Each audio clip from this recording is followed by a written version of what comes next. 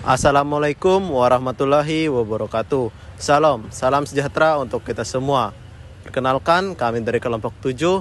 Di sini kami akan membahas tentang permasalahan, akibat, serta solusi lahan pertanian di lahan pasang surut di Kecamatan Anjir Muara. Perkenalkan, nama saya Edgar Tagu Emmanuel dengan NIM 223010402015. Perkenalkan, nama saya Muhammad Irfandi dengan NIM 223020402049. Perkenalkan, nama saya Agnes Laban dengan NIM 223020402033. Perkenalkan, nama saya Aldi dan Wendy dengan NIM 223020402081. Perkenalkan, nama saya Ayu Hartati dengan NIM 223030404113. Perkenalkan, nama saya Lalus Tanbaya dengan NIM 223030402099. Perkenalkan, nama saya Fitriatul Sariah, NIM 223020402063. Permasalahan dalam pengembangan usaha padi pada lahan pasang surut di Kecamatan Anjir Muara, Kalimantan Selatan cukup kompleks karena karakteristik lahan ini berbeda dengan lahan pertanian subur lainnya. Saya akan menjelaskan beberapa permasalahan yang dihadapi oleh petani dalam pengembangan usaha padi di lahan pasang surut. Yang pertama yaitu produktivitas yang rendah di lahan pasang surut. Memiliki potensi tinggi tetapi seringkali produktivitas rendah. Hal ini terutama disebabkan oleh rendahnya efisiensi dalam penggunaan input seperti benih, pupuk, pestisida, dan tenaga kerja. Efisiensi penggunaan input ini mengacu pada sejauh mana sumber daya tersebut digunakan dengan benar sehingga menghasilkan produktivitas optimal. Misalnya, jika benih atau pupuk tidak digunakan dengan dosis yang tepat atau disesuaikan dengan kondisi tanah, maka hasil produksi akan rendah. Penelitian ini mengindikasikan bahwa alokasi penggunaan input pada lahan pasang surut masih belum optimal, sehingga perlu adanya penyesuaian dalam penerapan input dan jenis input agar produktivitas dapat ditingkatkan. Yang kedua, keterbatasan tenaga kerja. Pengembangan pertanian yang intensif di lahan pasang surut juga menghadapi masalah kurangnya tenaga kerja, terutama musim-musim penting seperti pengolahan tanah. Masalah ini dapat disebabkan oleh faktor geografis dan sosial, di mana tenaga kerja lokal mungkin beralih ke sektor lain yang lebih menjanjikan atau mudah diakses. Selain jumlah tenaga kerja yang terbatas, masih ada kekurangan dalam keterampilan dan pengetahuan para pekerja dalam pengolahan lahan pasang surut. Hal ini berdampak pada penerapan teknologi budaya yang masih kurang efektif, sehingga hasil pertanian tidak optimal. Yang ketiga, kualitas lahan yang marginal. Sebagai lahan marginal, lahan pasang surut memiliki tantangan tambahan berupa kondisi tanah yang kurang ideal untuk pertanian. Salah satu faktor penghambat utama adalah tingkat keasaman tanah yang tinggi. 4. Penggunaan pestisida yang berlebihan. Penggunaan pestisida yang berlebihan menjadi masalah tersendiri dalam pengelolaan lahan pasang surut. Petani seringkali menggunakan pestisida secara berlebihan untuk mengatasi serangan hama, tetapi penggunaan yang tidak dapat terkendali ini justru mengakibatkan berbagai masalah. Selain berisiko terhadap kesehatan, pestisida berlebih juga bisa membunuh musuh alami dari hama. Mempengaruhi tingkat efisien ini yaitu umur pendidikan dan rasio tergantung umur. Semakin tua usia tani, seringkali cenderung menurunkan efisiensi dalam memproduksi karena umumnya petani yang lebih tua cenderung kurang fleksibel dalam mengadopsi teknologi baru atau metode budidaya yang lebih modern. Pendidikan memiliki pengaruh positif terhadap efisien teknis. Petani dengan pendidikan yang lebih tinggi cenderung lebih mampu untuk memahami dan mengimplementasikan teknologi pertanian yang lebih baik, sehingga dapat meningkatkan hasil panen. Adapun akibat dari permasalahan dalam pengelolaan lahan pasang surut di Kecamatan Anjir Muara yang berdampak pada beberapa aspek, baik terhadap produktivitas pertanian lingkungan maupun kesejahteraan petani. Di antaranya yaitu yang pertama, produktivitas pertanian yang rendah karena efisiensi input yang belum optimal. Hasil produksi padi pada lahan pasang surut cenderung rendah. Misalnya, ketika benih dan pupuk tidak digunakan secara efektif, hasil panen akan jauh dari potensi maksimal. Akibatnya, petani mengalami penurunan pendapatan karena produksi yang dihasilkan tidak sebanding dengan biaya yang dikeluarkan. Contohnya, jika dalam 1 hektar lahan hanya menghasilkan sekitar 2-3 ton padi per musim, padahal dengan pengelolaan yang optimal bisa mencapai 4-5 ton, maka petani akan kehilangan potensi pendapatan yang signifikan. Produktivitas yang rendah ini juga bisa menghambat upaya untuk mencapai swasembada pangan. Yang kedua, ketergantungan pada pupuk dan pestisida kimia. Banyak petani yang menggunakan pupuk dan pestisida kimia dalam jumlah besar untuk meningkatkan hasil panen. Tetapi penggunaannya yang tidak terkendali bisa menimbulkan efek negatif pada tanah dan lingkungan. Misalnya, penggunaan pestisida yang berlebihan dapat menyebabkan hama menjadi lebih resisten, sehingga membutuhkan dosis yang lebih tinggi di musim tanam berikutnya. Hal ini juga mengganggu keseimbangan ekosistem dengan membunuh serangga ataupun organisme pengendali alami hama. Sebagai contoh, dalam kasus petani padi, penggunaan pestisida yang berlebihan seringkali menurunkan populasi predator alami seperti laba-laba dan kumbang pemakan hama. Akibatnya, hama berkembang lebih cepat dan populasi hama bisa meningkatkan dan menimbulkan kerugian lebih besar pada musim berikutnya. Yang ketiga, kerusakan kualitas tanah.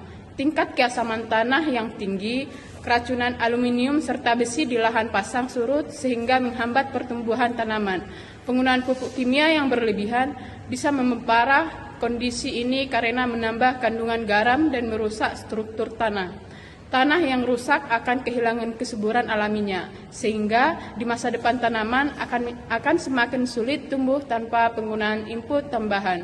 Sebagai contoh, di lahan sulfat masam, tanaman bisa layu atau mati akibat keracunan dan tanpa perlakuan khusus seperti pemberian kapur untuk menetralkan pH, kondisi tanah akan terus memburuk.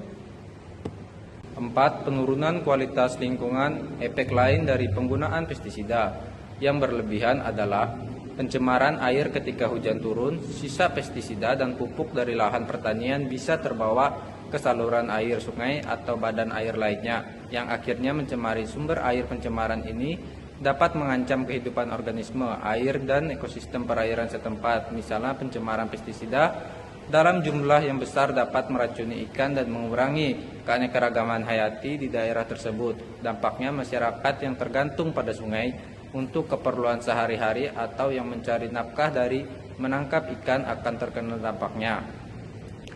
Kelima, kesejahteraan antara petani yang terganggu karena produktivitas rendah dan biaya input yang tinggi. Petani seringkali tidak mendapatkan keuntungan yang layak. Sebagai contoh, petani yang sudah mengeluarkan biaya besar untuk membeli benih, pupuk, dan pestisida, namun hanya menghasilkan sedikit padi, tentu akan merugi. Selain itu, tingginya risiko ketergantungan dalam keluarga petani seringkali menyebabkan mereka harus mencari pekerjaan tambahan, sehingga perhatian terhadap usaha tani menjadi kurang maksimal. Dampaknya, petani sulit meningkatkan kesejahteraan dan memenuhi kebutuhan keluarganya. Saya akan menjelaskan bagaimana solusi yang dapat diambil untuk mengatasi permasalahan pada lahan pasang surut di Kecamatan Anjir Muara yang berdasarkan informasi dalam jurnal terkait. Yang pertama, optimasi penggunaan input benih, pupuk, dan pestisida. Penggunaan benih. Petani disarankan untuk menggunakan benih dalam jumlah yang sesuai dengan kebutuhan tanam yang ideal. Program penyuluhan dapat membantu petani memahami jenis dan jumlah benih yang tepat agar tidak ada pemborosan. Pupuk, sebaiknya petani menggunakan pupuk organik sebagai tambahan atau pengganti sebagian pupuk kimia untuk memperbaiki kualitas tanah. Penggunaan kompos atau bahan organik lain dapat meningkatkan kandungan hara dan struktur tanah yang sangat dibutuhkan pada lahan pasang surut. Pemerintah dan lembaga pertanian dapat memberikan pelatihan mengenai cara membuat pupuk organik dari bahan pestisida yang tersedia di lingkungan sekitar. Pestisida. Penggunaan pestisida harus dibatasi pada dosis yang aman. Diperlukan penyuluhan tentang metode pengganda lian hama terpadu atau PHT yang memanfaatkan kombinasi antara pengendalian biologi, fisik, dan kimiawi sehingga penggunaan pestisida dapat ditekan. Pengganda lian alami dapat memanfaatkan musuh alami hama yang perlu didorong agar petani tidak terlalu bergantung pada pestisida kimia. Peningkatan efisiensi teknik melalui pelatihan dan penyuluhan. Pemerintah dan lembaga terkait bisa memberikan pelatihan kepada petani untuk meningkatkan keterampilan mereka dalam mengelola lahan pasang surut, termasuk pengetahuan tentang efisiensi penggunaan input, penggunaan air, dan pengolahan lahan.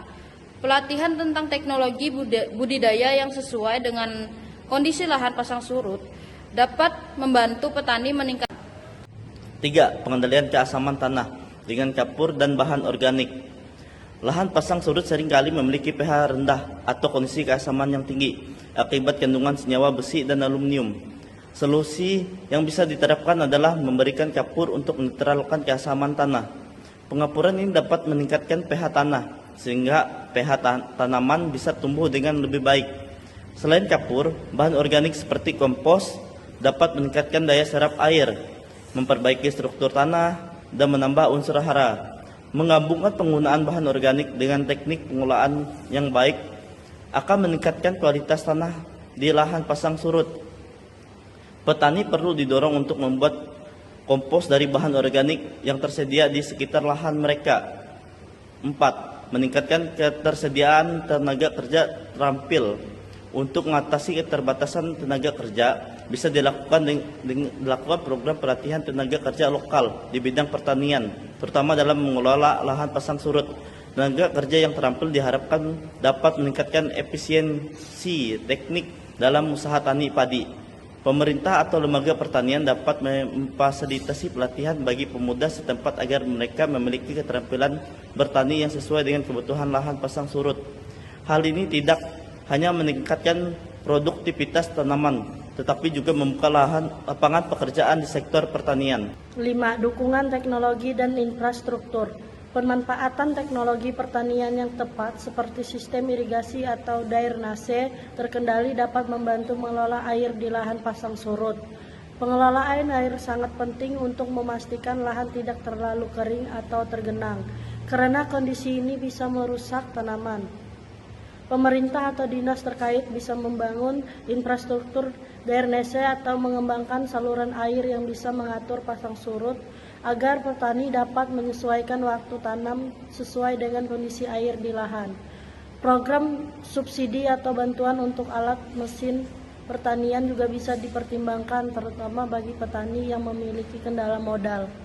6. Diversifikasi sumber penghasilan. Untuk mengurangi ketergantungan pada pendapatan dari usaha tani padi, petani bisa didorong untuk melakukan diversifikasi usaha seperti beternak ikan di lahan pasang surut atau menanam tanaman lain yang toleran terhadap kondisi pasang surut. Diversifikasi ini tidak hanya menambah pendapatan tetapi juga mengurangi risiko kerugian jika terjadi kegagalan panen. Lembaga pertanian dan pemerintah daerah dapat mengembangkan program pendampingan atau pelatihan untuk memperkenalkan metode diversifikasi yang sesuai dengan kondisi lahan dan potensi pasar di wilayah tersebut. 7. Meningkatkan akses pada penyuluhan dan informasi pertanian. Petani perlu memiliki akses yang baik terhadap informasi pertanian, baik melalui penyuluhan lapangan maupun teknologi informasi seperti aplikasi atau portal yang menyediakan informasi terkini mengenai teknik budidaya, penggunaan input yang efisien, dan solusi untuk menghadapi kendala pertanian. penyuluhan lapangan dapat berperan aktif dalam memberikan informasi kepada petani mengenai teknologi budidaya terbaru yang cocok dengan lahan pasang surut. Hal ini akan membantu petani mengambil keputusan yang tepat berdasarkan informasi terkini. Dengan pendekatan yang menyeluruh, dari peningkatan efisiensi, penggunaan input, edukasi berkelanjutan hingga dukungan infrastruktur, diharapkan produktivitas lahan pasang surut dapat ditingkatkan, lingkungan lebih terjaga, dan kesejahteraan petani pun dapat meningkat.